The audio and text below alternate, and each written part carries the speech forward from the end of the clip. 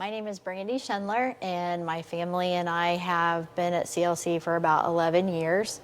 My husband and I have 2 children. Our son, Hayden, he's a big football guy. When he went off to college, I really wasn't worried about him going off on his own. Our daughter, who's only 5 foot tall, 100 pounds, going off to college, I was worried about that. She was traveling up and down 75 to Dayton from Minster, and I was already worried about her traveling and scared, but the day that she came home and said that she had stopped at a gas station and a FedEx truck was there with her, and the guy was asking her a lot of questions, her age, where she was heading, what she was doing, things like that. She came home and she was like, "Mom, don't you think that was weird?"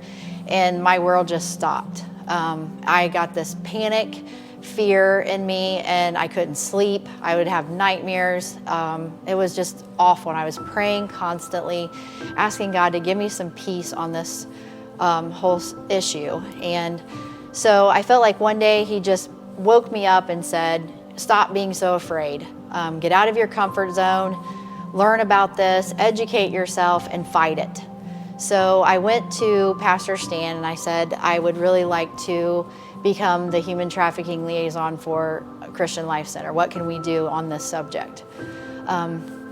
Basically, he said we need to do the same thing, as learn everything we can about it, get as much knowledge, do a lot of interviews, and figure out what it's all about and where we could put ourselves into this. So I went home, did some research, found a lady by the name of Tanya Falks, who is amazing. She's been in the human trafficking education for about 13 years.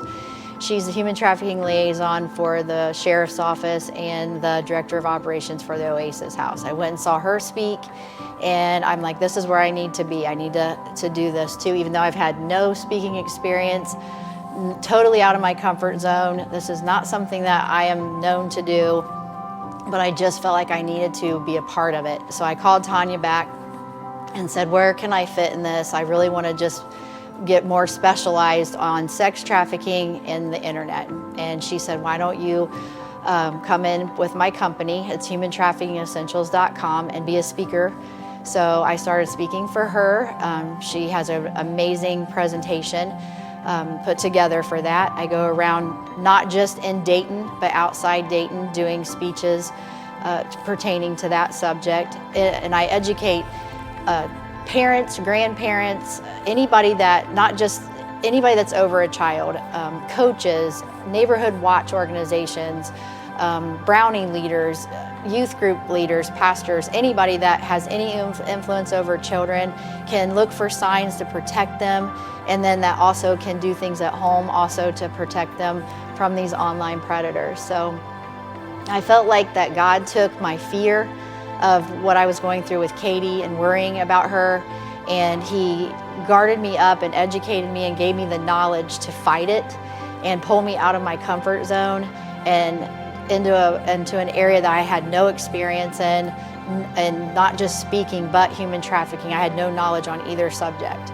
So I just, it's always, if you have any kind of passion, something that just really stirs you or breaks your heart for something, just follow it, and you can do it, because it's not easy, it's very hard, it's intimidating, but God's there with you, and I just fully believe that he inspired me to do this. And if we can come together as a church, we can make a big difference outside of our church walls in our Jerusalem.